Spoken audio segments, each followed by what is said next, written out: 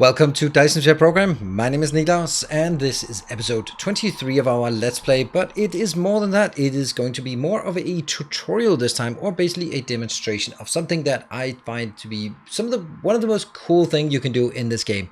And that is actually using accumulators and exchanges to power remote planets. Why is this something we want to set up now? Well, the thing is, at this point in the game, when we are starting to look for scale up, one of the really important things for us to do is to find unipolar magnets. Unipolar magnets is basically used for this one. Particle containers can be used with the green engines, the electromagnetic turbines, which are basically awful, and some graphene, which is kind of annoying. Mainly the annoying part of this one is the fact that you have to deal with the hydrogen as well. But there is a cooler way. That's 10 unipolar magnets plus a dash of copper, and then suddenly you have this particle container all magically done. So that is what we want, but it does take a lot of unipolar magnets, so let's find that. Unipolar magnet can only spawn 2 locations. It can spawn around a black hole, you can see here, unipolar magnet, or it can spawn around a neutron star. We are going to use the neutron star, this one, and that's where it can spawn. So that's something. But when we go to a planet such as a black hole, then as we establish our polar hub, then we don't have power there. And yes, I built the solar panels, but some locations just are not good for solar. They can be, the planets can be far away from the sun can be weak, or it can be a black hole or a white dwarf that doesn't really emit a lot of light, or a neutron star for that matter. So that means we need to bring our own power. Well, our options for power are actually here. We can put some thermal plant. Nah. We can do some fusion power with some deuterium. Nah, don't really want that. We can do solar wind energy. Ha ha ha ha. That's just a joke. And of course there is the artificial sun, which is something that I am going to deliberately not use in this game. The reason why, I think it's just trivializing a lot of things if I just build that. So I want to make do without it. It's not an argument that it's not good to use this artificial sun. They are probably actually too good, but it's more along the lines that for me, I really think it's too boring to build, so I don't want to do it. I want to do instead, I want to bring batteries and accumulators or batteries out there, discharge them and come and send them back. And I have a really cool way that I don't honestly think anyone else is really using that. I read the tutorial a long time ago, but we're going to demonstrate it in this episode how to do it. But there are a few steps. First we're going to need to build the accumulators, then we're going to need to charge the accumulators, then we're going to go to a neutron star, build our infrastructure, and then we are going to demonstrate how to actually work with the exchanges that we have here.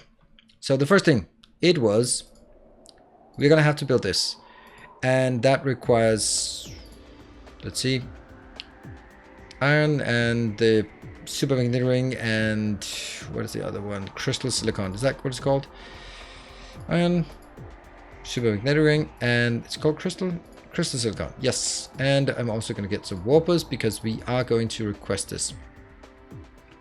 There and there. Yeah, let's bring these in for now. There. Okay, so what is it we want? We want to make, let's take this one. Go, I don't know, down there and build a here. So we need to figure out how many we can build, should build. Let's build.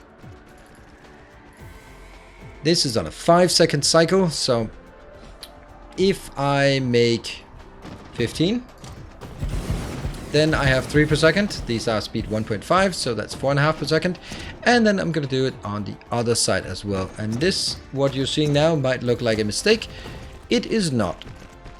I will do the explanation. So, one of the key things about using this is the difficult part of managing your empty accumulators so that they don't jam the system. If you just keep producing more accumulators, then suddenly they're going to be stuck everywhere, and that's not a good idea. So what I want to do, it's pretty clever I think, is this one will only be requesting it from off planet. Then that means any planet out there that I have that produces empty accumulators, empties accumulators through discharging, they will be sending them back, or they will be pulled back here. Then they will go along this line, which means it'll block the production of anymore if it is already full. That is the entire intention behind this pattern here. By simply using them to block the production and thereby only using it to build an excess build up to a certain point. Did that make any sense? I'm not sure that was the best explanation. Well, I'm actually pretty sure that was not the best explanation. So I'm going to try one more time. Once I got this one. Right, go through. Here. Let's do the sorters. That is going to be inbound, outbound. Inbound, outbound. Inbound, inbound. Inbound, inbound. Super good. And let's make sure that this gets built so we can drag these poles down here. Like that. And that. And let's get some power. 1, 2, 3. No need to count. It just has to go all the way through. Here. And then I am going to take this out here. You're uncharged.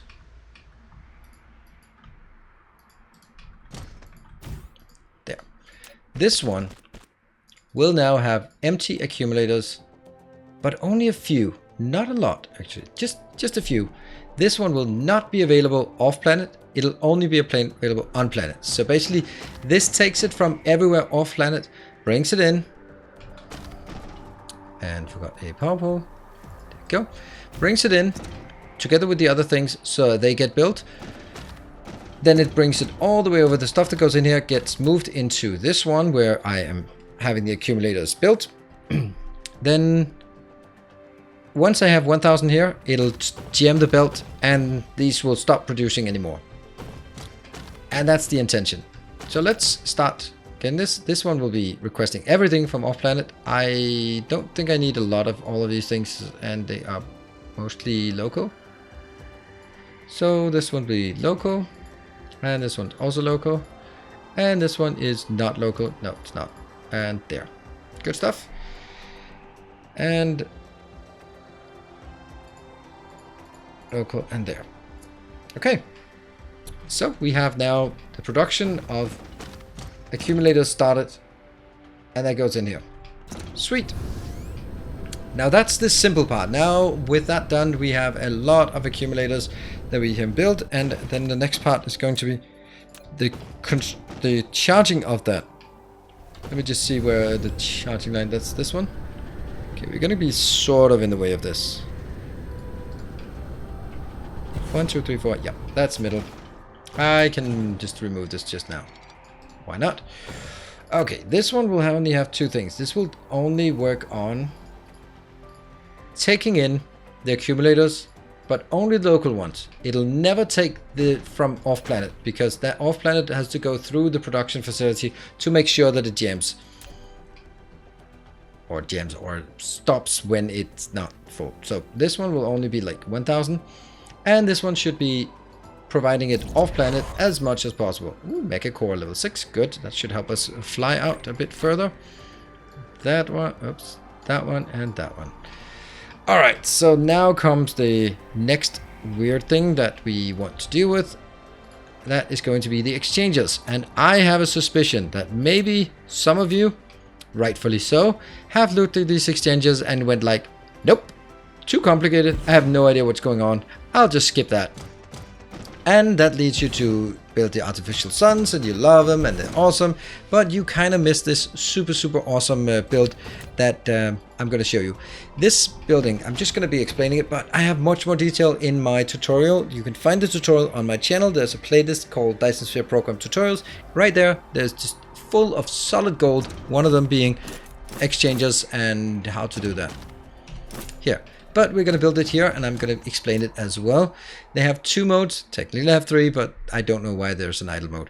They can either be charging or discharging. Charging means that they take empty accumulators in, use the power from the electric network to fill up the battery, and then export a full battery. You can also discharge. That means you take a full battery in, discharge it, empty the battery into the network. Each accumulator contains 270 megajoules, which is the same as 270 megawatt second, I guess. Yeah. So that means if this one is 40 megawatt, then it takes 6 seconds to fully charge or fully discharge at the maximum rate. Here, so you can say that this one is basically, you can look at it from a discharge perspective, just feed it in here and then it produces 45 megawatts of power. Pretty simple. This though is our home planet. This is where we have some excess power there. So we're going to use the excess power to feed in here, and that's what we do. I'm going to make it 8 deep. 2, 3, 4, 5, 6, 7, 8. Unfortunately, you would think this is possible, but it can't really get them as close as I want them. Not here at least. So the first 3 rows I have to build manually, and the last 3 rows can be built auto-magically. There. This is actually also a good case of just, how long does it take to build stuff? Well, not long when you can do this. There's a certain noticeable difference in the crafting speed. Right, so these are pairing up in 2 rows. I'm going to get the empty ones in. I'm going to start by visualizing like this. That is going to be inbound, and these 2 will be inbound. So we need belts to go in and out of these, and I'm just going to show you here, and then we'll build it later on. They are super difficult to hit because they just have a tendency to hit the other ones because they have really big hitboxes. There. And over on this side, I'm pretty sure we're going to need that one here and that one here for crossing. Yes, please. So that goes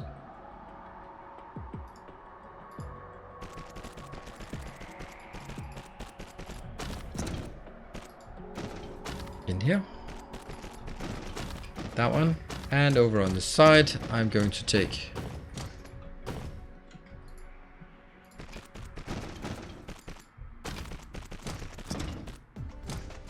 let's get that one. And then some outputs go here.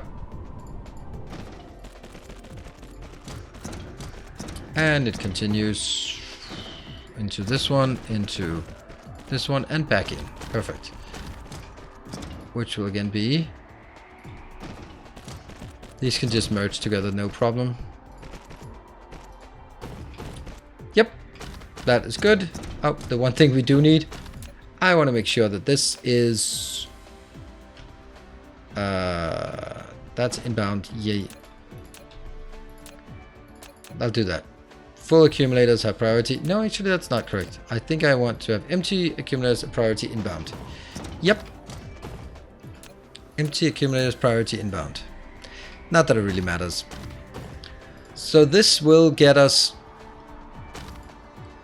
a setup here. That one goes in here.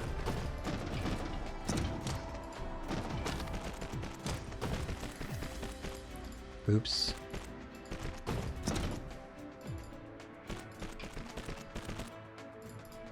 Ta-da! Okay, so this works. We are now getting it in here, and I just need to fill in the blanks so that we can get all of that up and running. And yeah, let's just do that. That should be simple enough.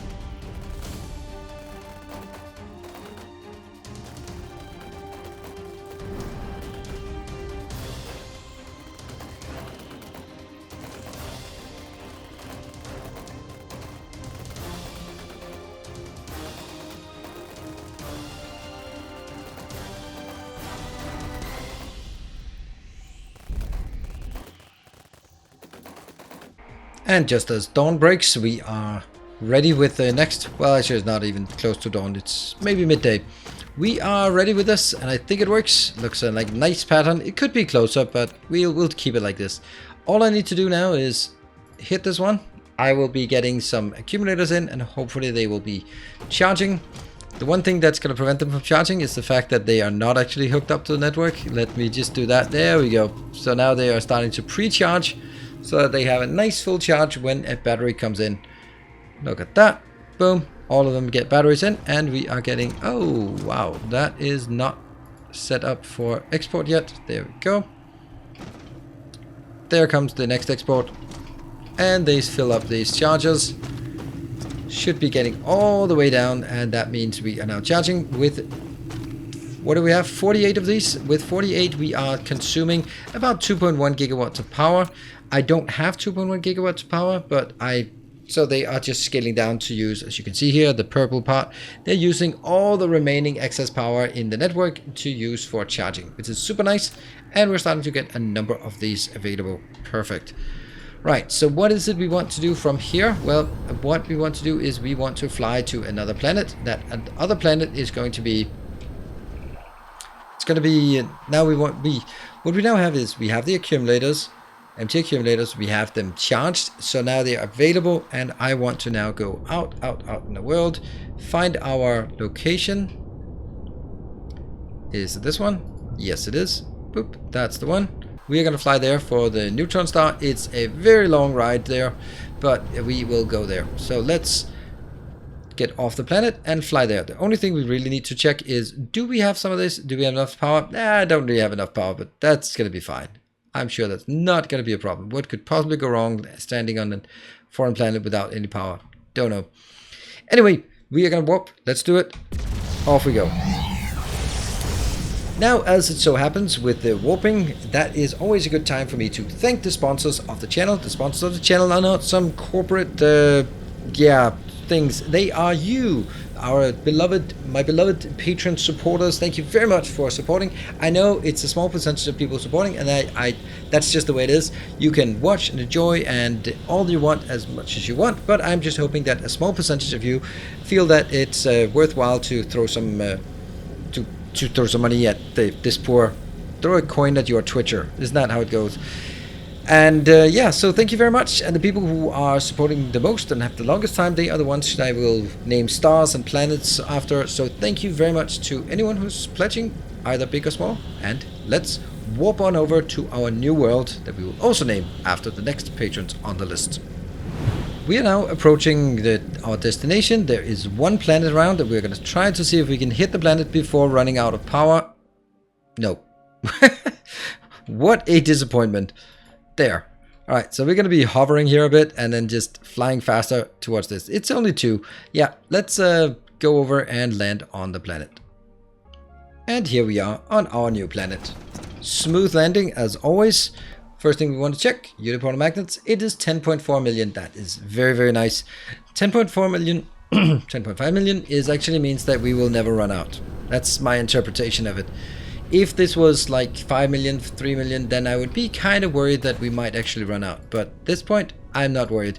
I simply think that it'll be impossible for us to consume the power, to consume these so faster than we will get sort of free materials with our mining resource here, the range utilization. This is 6% consumption, minus 6% consumption, and it'll simply be too, as we get those increases, it's going to be so much nicer, right? So I don't think there's ever going to be a problem with running out, so we might as well just use them. Anything else? Well, we have 80 million fire ice, so that's nice if we want some fire ice. The thing we want to do at this planet is, obviously, first of all, we are going to go to this one location, and I am going to get the name. This will be, and I just talked about the beautiful patrons, that is Sergeant Dubious with a very generous pledge. Thank you so much, Sergeant Dubious, and you got your star. You are a neutron star. I know you were sort of asking when it would get there, and the answer is right now. Here you are. Hope you appreciate it, and hope you will be very valuable to us. And the planet here will be Arthur Dent. Arthur Dent will be a frozen rock full of fire ice and unipolar magnets. Interesting. So what we want to do here is okay. Well, we kind of forgot to bring some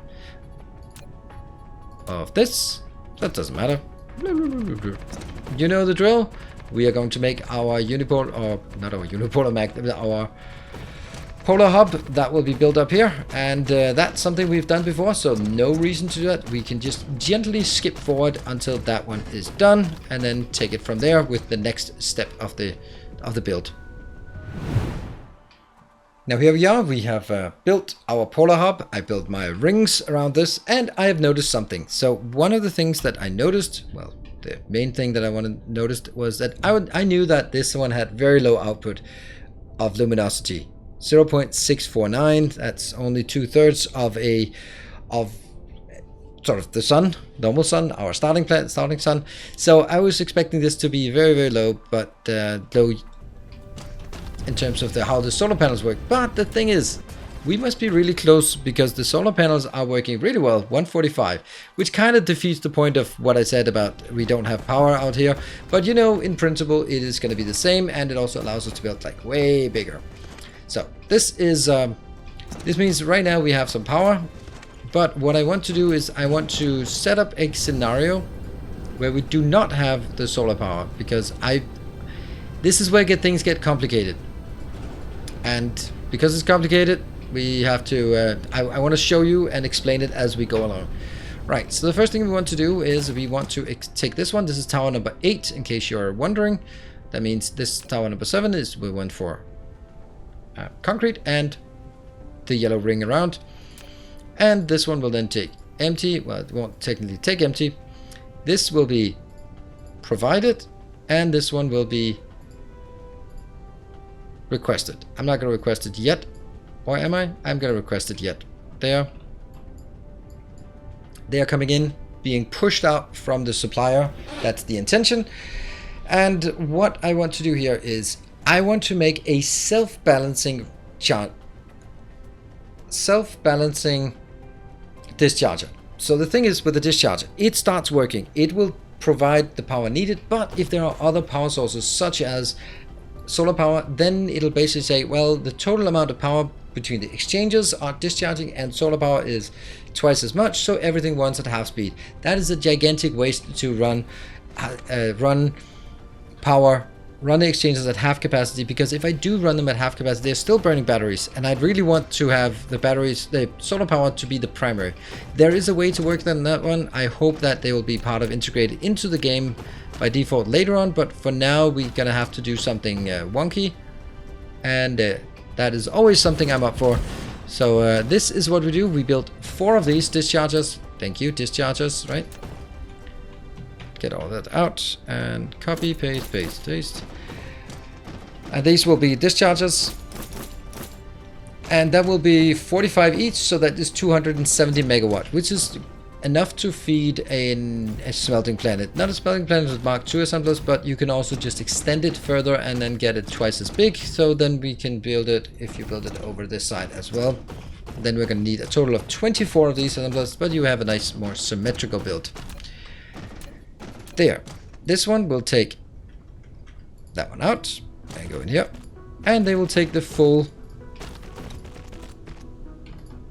accumulators, bring them out on this line, and bring them into these dischargers that will discharge as much as is needed, but a maximum of 270 megawatt of discharge capabilities. Then I'm going to bring it back here. Why at that location? Because I'm going to have this one. Perfect match. I'm going to bring the other dischargers, the other empty accumulators out as well. Yeah, that's now done. And these will go in here, but there is another thing. Here's the caveat. This is not self-balancing. This one will just burn through everything we have. What if we could prioritize here? And what if we would also... What? Damn it. These are discharge. This is supposed to be discharge. I love the buildings, like how they fold together to form different locations. And this one will be charging. So what if I charge and discharge at the same time? Doesn't seem to make logical sense, but it actually works really, really well. And that's going to be something we want to... And I'm going to show you how well it actually works, because it's pretty magical. Good thing there's a long distance of travel, so we're not getting anything in. It's not starting to work until we are ready, and that one here.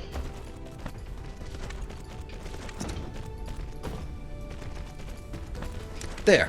Now everything is built. We have this one. It's inbound. That's good. That's all I need. And as it comes in, then what we will see is that they will start to charge to fill up whatever charge is needed. Oh, there it comes. We're going to look. Here it goes. They will be starting to charge. The first thing we do is we fill up these just so that they're ready for receiving one discharger. And you can see these are working on discharging. And over on this side, we are working on charging whatever comes in. All the ones that are being processed are now being discharged. So you can see here they are charging again at 45 and they are discharging at 22.5. What does that mean? That basically means that I am only net using the difference between these two. If I did not have any other power supply such as solar panels, then I would not need this, but I always want my solar panels, so I'm gonna need this balancer here to make sure that it's only using surplus. So I'm going to show you some different scenarios. I'm going to show you... Ooh, I'm not going to take that one, by the way. I'm going to show you one of these. That. What am I going to do with this? Well, oh, nope, not you.